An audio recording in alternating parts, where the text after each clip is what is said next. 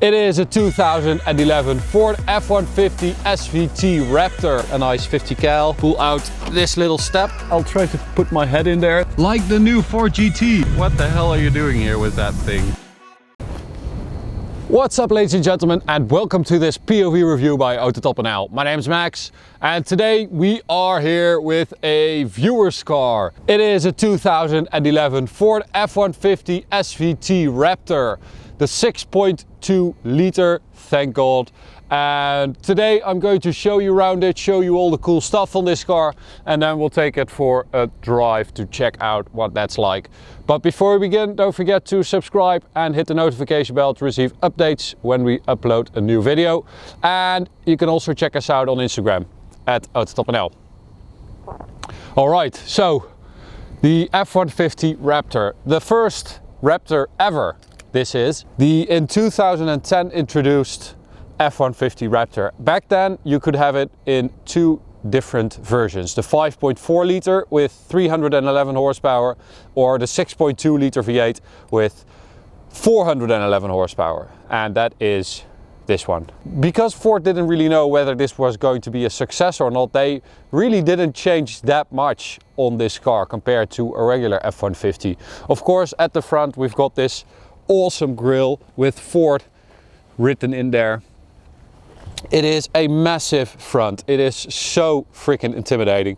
You also get these vents in the hood, which looks really cool, and you get these little lights, of course, and one there, and these are lights to indicate that this is a big vehicle. So in the US, if you have a vehicle that's wider than 80 inches, which is 203 centimeters, you have to have those lights at the front and at the rear. But normally with commercial vehicles, they just put them on top of the roof, just above the windshield.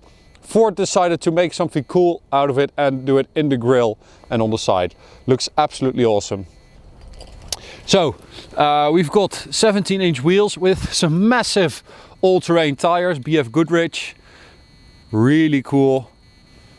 Looks absolutely awesome. An SVT badge right there with a little vent, and of course the wheel arches are massive compared to a regular F150. So the doors, this is, you know, normal F150 style, and this is extra. The owner also replaced this massive antenna with a nice 50 cal. Nice touch. 6.2 on the side, and of course we've got the Fox shocks at the rear. You can see them right there. I'll try to put my head in there. This is how much room there is here.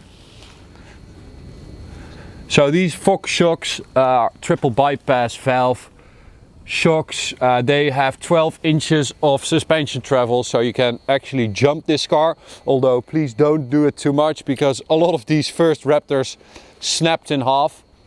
So apparently the new Raptor is better to jump. This car also has a MagnaFlow exhaust, so it sounds a little bit better. Raptor SVT at the rear as well. We can also open this.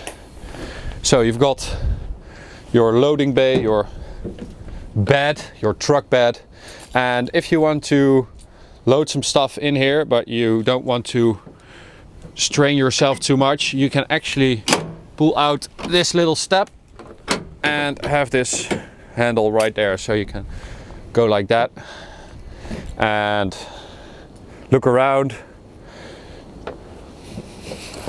That's pretty cool, pretty smooth, right? Okay, so it's actually starting to rain now.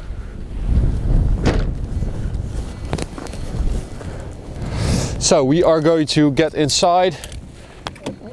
Oh, it's actually closed. We also have a remote start, of course, with the key. So in here, I'll show you guys some cool stuff in the rear as well. Why is it not? Ah, there it is. So you've got this rear seat. This is the double cab, of course, so you have a bigger cabin, and you can actually also fold this up. So if you do that with both seats, you have this massive stowing area. It's basically another trunk right here, which is pretty cool. I love how these cars are all so practical. Okay, so on the inside, there isn't a whole lot of SVT or Raptor either. So we've got Raptor on the seats, and down here you've got a little Raptor SVT control panel with your hill descent control, your off-road mode, and 4 auxiliary switches, which are there to connect, you know, if you want to add like a winch or a light bar or stuff like that, you can add them to these auxiliary switches. We don't have anything connected, I think. So let's start it up. As I said, we've got that MagnaFlow exhaust. So this car is actually a little bit louder than stock. A little bit deeper, more V8 sound, which is really awesome. Let's take it for a drive. And I've got one more cool thing to show you guys. This car actually has movable pedals, like the new Ford GT. Those pedals move, that's really cool. Okay, so gear lever into drive. And let's go. This car is so freaking big. It's ridiculous. I rented an F150 in Canada when I was there on holiday, and it felt like a normal car. It felt like a regular car, but out here, I mean, this is like a regular car here, and this is freaking 3 times as big. It's like driving a truck. Well, it is a truck, but driving like a lorry. Alrighty. So, other than the massive size, oh, I love driving cars like this out here. Of course, we've got that 6.2 liter V8 with 411 horsepower, 588 newton meters of torque. It actually has a little more power thanks to that exhaust, so 416 I think, which is not bad at all. Get my mirrors right. So, but it's not really about that, you know. Is it fast? No, it's not really super fast. It's nice and brisk. I mean, it moves. It's like 2800 kilos, this car, so it's very, very heavy. Oh man, I love Raptors. The fact that Ford built this and just decided to put some crazy hardware like those fog shocks on there and built this like Baja racing truck is just awesome. And the fact that everyone just bought them, they sold like a lot of Raptors, so people really love them. So now with the new F150 and the new Raptor, Ford invested a lot more money into the Raptor because, you know, they knew they were going to sell a lot of them because people absolutely loved them. And they are serious cars, you know. We have 2-wheel drive, 4-wheel drive, high gearing, and 4-wheel drive, low gearing right there on the selector. You don't really have a lot of like margin for error. Once you go a little bit to the right or a little bit to the left, you're basically on this lane or on this bicycle lane. The sound is really good. You have that low bellowing V8.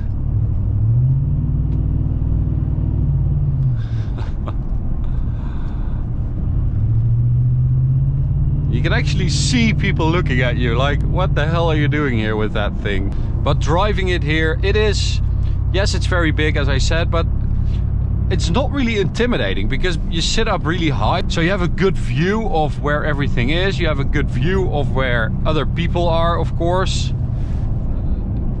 So it's not difficult or anything. It's just, you have to get used to it and you have to always be aware of the fact that you're driving like a truck and you have this big bed behind you. We can also open the little window in the rear, of course. Almost forgot that. So that little window is open now, and we can shift with this button right here on the gear lever. So we'll go down to 4th gear, 3rd gear, 2nd gear, why not? Full throttle, shift. That is nice. That's a good sound.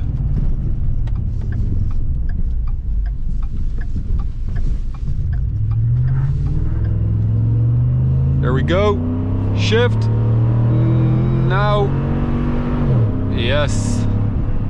So of course this is like nowhere near the capabilities of this car. You should just take this car into the desert or, you know, do little jumps with it, but we just don't have that here. It's just farmlands and all this stuff belongs to someone.